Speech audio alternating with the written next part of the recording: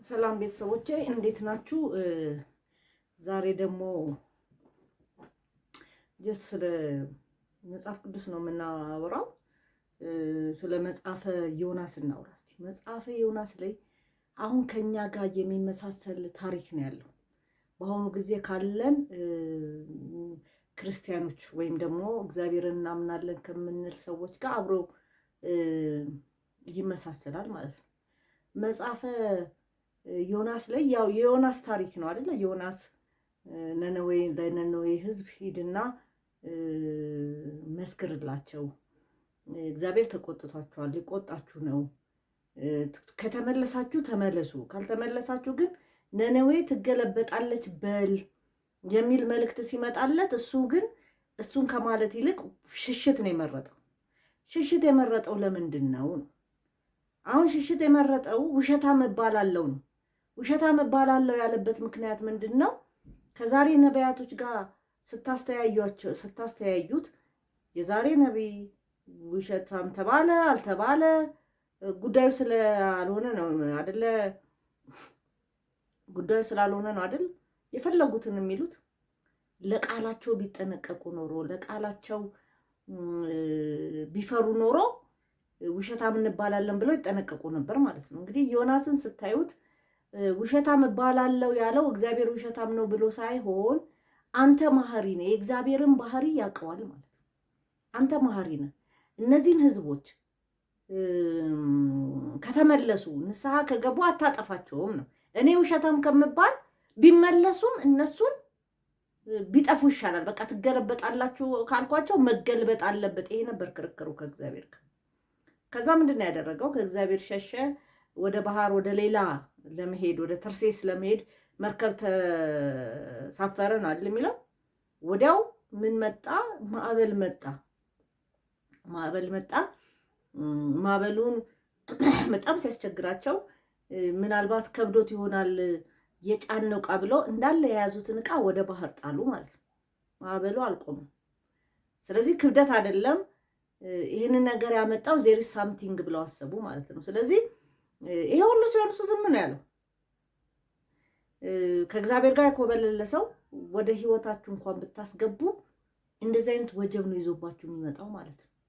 ስለዚህ እነዛ ባለመርከበኞች ከአንዱ ቦታ ወደ አንዱ ቦታም ሊወስዱ የጫኑትም ራሳቸውን ሊጠቀሙበት የጫኑትን በአጠቃላይ ምን አደረጉት? ወደ ውሃ ውስጥ ጣሉት ማለት ነው። አንድ ከእግዚአብሔር ከአምላኩ የኮበለለን ሰው ስለጫኑ ማለት ነው።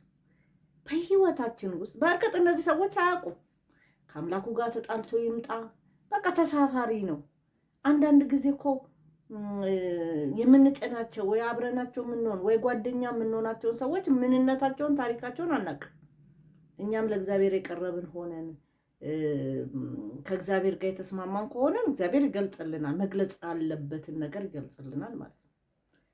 ስለዚህ እንደ ማንኛውም ተሳፋሪ ከፈለ፣ መርከቡ ላይ ተጫነ ወይም ደግሞ ተሳፈረ። ከዛ በኋላ መርከቡ መናወጥ ጀመረ። የያዙትን ዕቃ ወደ ውሃ ውስጥ ጫኑ። አሁንም ከዛ ይህንን መከራ ያመጣብንማ ሰው እዚህ ውስጥ አለ፣ ስለዚህ ዕጣ እንጣጣል ብለው ዕጣም እስኪጣጣሉ ምንም አላላቸው። ብዙ ጊዜ ሰዎች ጥፋታቸውን እያዩ ማንነታቸውን እያወቁ እኛ ላይ ጥፋት ሲደርስ ዝም ይሉናል፣ ራስ ወዳዶች ስለሆነን ማለት ነው።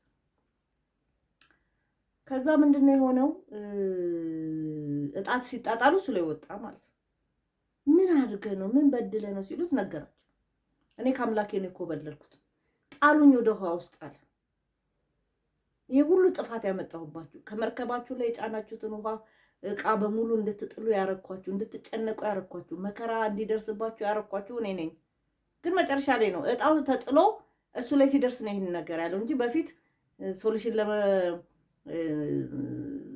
ሶሉሽን ለመፍጠርም አልፈለግም። አንደኛ መኮብለሉ ልክ አይደለም። እግዚአብሔር ነው ሂድና ስበክልኝ ተመለሱ በልልኝ ያለው። እሱ ደግሞ ተመለሱ አልልም ማለት ተመለሱ ካልኳቸው ከተመለሱ ነነዌ ትጠፋለች ትገለበጣለች ያልኩት አይፈጸምም። አንተ ሩሩ ነህ አውቃለሁ። ከተመለሰ ሰው ትመለሳለህ። ስለዚህ ውሸታም እባላለሁ። እንደ ዛሬው አገልጋዮች ግድ አይለውም ውሸታም ቢባል ባይባል ብትለው ባትለው ጉዳዩ አይደለም። ብዙ ጊዜ እግዚአብሔር አለ ተብሎ የዛሬ አገልጋዮችም እነሱ ውሸታም ከሚባሉ ያ እንትን የመጣለት ቃል የመጣለት ሰው ቢገለበጥ ቢሞት ደስ ይላቸዋል። እንደውም ከእግዚአብሔር ጋር የሚጣሉ ይመስለኛል እንትን ካላሉት ማለት ነው። ካልተገለበጠ ወይ ካልሞተ እግዚአብሔር ምህረት ካረገለት ያ ሰው በጣም የሚናደዱ ነው ማረገው። ከዛ ምን ሆነ? ያው የአሳ ነባሪ ሆድ ውስጥ አስገባው። የአሳ ነባሪ ሆድ ውስጥ 3 ቀንና ሌሊትና ቀን ከቆየ በኋላ ተፋው ባህር ዳር ሄዶ ማለት ነው። አንድ ቤኒን አይደለም ቢልግራም ናቸው መሰለኝና አንድ ዓለማዊ ሰው ምን አላቸው? እንደው አሳ ሆድ ውስጥ 3 ቀንና 3 ሌሊት ሰው ይቆያል ብለው ያምናሉ ወይ? እንደው ይሄ ፊክሽን አይደለም ወይ ሲባሉ አይደለም ዮናስ በአሳ ሆድ ውስጥ አሳ ነባሪው በዮናስ ሆድ ውስጥ 3 ቀንና 3 ሌሊት ቆየ ካለ መጽሐፍ ቅዱስ እሱን አምናለሁ ነው ያሉት። ስለዚህ እግዚአብሔር ያዘጋጀው ነው። አንዳንዴ እግዚአብሔር እንደዚህ ያደርጋል። የሚፈልገው ቦታ እንድንደርስ እኛም ቢፍ ስንለው እንደ ዮናስ አሳ ነባሪ አዘጋጅቶ ያው አሳ ነባሪዎቻችን ብዙ ነገሮች ሊሆኑ ይችላሉ እዛ ቦታ ያደርሳል። ስለዚህ እዛ ሄደ ሰበካቸው። ነነዌ ትገለበጣለች፣ ከኃጢአታችሁ ተመለሱ፣ ንስሐ ግቡ የሚለውን ስብከት ከሰበከ በኋላ ንጉሱ ምንድን ነው ያለው? ለ3 ቀን ያህል እንዳትበሉ ከህፃን ከእንስሳ ከሚያጠባ ልጅ ጀምሮ ጹሙ አለ። ከዛ ዮናስ በጣም ተናደደ። ዮናስ የሚፈልገው ዮናስ ትገለበጣለች ከተባለ ያ ህዝብ እንዲገለበጥ ነው የሚፈልገው። ምክንያቱም ዮናስ ውሸታም እንዳይባል ማለት ነው። ስለዚህ እግዚአብሔር ደግሞ የሚመለስ አምላክ ነው። ከተመለስክ ይመለሳል። ንስሐ ከገባህ ንስሐን ይቀበላል፣ ይተውሃል፣ ይምርሃል። ይሄ ነበር ያናደደው። ከዛ በጣም ተናደደ፣ ንስሐ ስለገቡ ማለት ነው። ውሸታም ሊባል ነው። ከዛ በምን እንዳስተማረው ልንገራችሁ። የሆነ ሾላ ዛፍ ጋር ሄዶ እንትን አለ። በጣም ደከመው፣ ፀሐይ ነው። ሾላ ዛፉ ስር ሄዶ አንቀላፋ። ከዛ ሾላዋ ቅጠል አላትና ቅጠሏ በጣም እንትን ብለውት ነበር፣ ጥላ ሆኖት ነበርና ቅጠሏን አንድ ትል አዘጋጅና እንዲበላት አደረገ ማለት ነው። ከዛ በጣም ተናደደ። ከዛ እግዚአብሔር ምን እንዳለው ታውቃላችሁ? አንተ ለዚህ ላላበቀልከው ቅጠል ስትበላሽብህ እንዲህ ከተናደርክ እኔ ደግሞ ግራና ቀኙን ያለየ ሰውና እንስሳ፣ እንግዲህ እግዚአብሔር ነው ያለው፣ ግራና ቀኙን ያለየ ሰውና እንስሳ ሲጠፋ እንዴት ዝም ምል ይመስልሃል? ሰውና እንስሳ እግዚአብሔር ራሱ አሁን አንዳንድ ሰዎች ለእንስሳ እግዚአብሔር ራሱ የሚያዝን አይመስላችሁ ማለት? ግቡና እዩት መጽሐፈ ዮናስ ላይ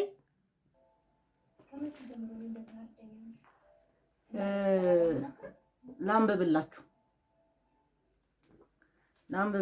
ዮናስም ከከተማ ወጣ፣ ከከተማይቱም በስተምስራቅ በኩል ተቀመጠ። ከተማይቱም የሚያገኛትን እስኪያይ ድረስ በዚያ ለራሱ ዳስ ሰርቶ ከጥላው በታች ተቀመጠ። ከተማው ስትገለበጥ ለማየት ማለት ነው። እግዚአብሔር አምላክ ቅል አዘጋጀ፣ ከጭንቀቱም ታድነው ዘንድ በራሱ ላይ ጥላ እንድትሆን በዮናስ ላይ ከፍ ከፍ አደረጋት። ዮናስም ስለ ቅሊቱ እጅግ ደስ አለው፣ ጥላ ሆነችው ማለት ነው። በነጋው ግን ወገግ ባለ ጊዜ እግዚአብሔር ትልን አዘጋጀ፣ እርሷም ቅሊቱን እስክትደርቅ ድረስ መታቻት። ፀሐይም በወጣች ጊዜ እግዚአብሔር ትኩስ የምስራቅ ነፋስ አዘጋጀ። ዮናስ እስኪዝል ድረስ ፀሐዩ ራሱን መታው፣ ለራሱም ሞትን ፈለገ። ከሕይወት ሞት ይሻለኛል አለ። ያቺ ቅጠሏ ከላዩ ላይ ስትጠፋ ያው ሙቀት ስላለ ማለት ነው።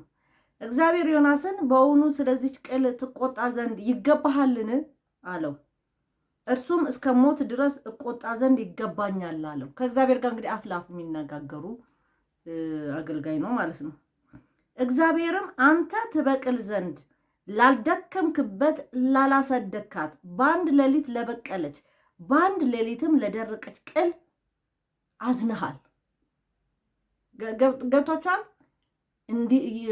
እንዲበቅል ምንም አስተዋጽኦ ላላደረክበት በአንድ ቀን በቅላ በአንድ ቀን ለደረቀች ምንም ላላደረክባት መጥፋቷ ቅጠሏን ያቺ ትል በልታት መጥፋቷ ካሳዘነ አለው እኔስ ቀኛቸውንና ግራቸውን የማይለዩ 120 ሺህ የሚበልጡ ሰዎችና ብዙ እንስሶች ላሉባት ለታላቂቱ ከተማ ለነነዌ አላዝንም አለ። አያችሁ፣ ለእንስሳ እግዚአብሔር የማያዝን የሚመስላችሁ ማለት ነው።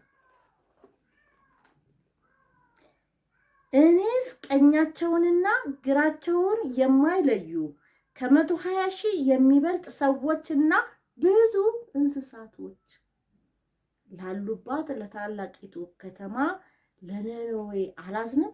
አንተ አላበላህ፣ አላጠጣህ፣ አላበቀልክ፣ ላላበቀልካት ቅጠል እዚህ ላይ ንፋስ ስለከለከለች ፀሐይ ስለከለከለች ደስ ስላለህ እሷ ስትደርቅ ከተናደርክ እኔ ደግሞ ግራና ቀኛቸው የማያዩ 120 ሺህ በላይ ያለ ህዝብ ብዙ እንስሳቶች ባሉበት ሲጠፉ አላዝንም? ከዚህ ቤተሰቦቼ ብዙ ነገር እንደምንማር እርግጠኛ ነኝ። የሰውን ጥፋት ለእናንተ ክብር ብላችሁ የሰውን ጥፋት ለምትፈልጉ፣ ከበሬታ ለምትፈልጉ፣ የእግዚአብሔርን ቃል ለምታቃልሉ፣ እግዚአብሔር ጋር ለምትገዳደሩ ሰዎች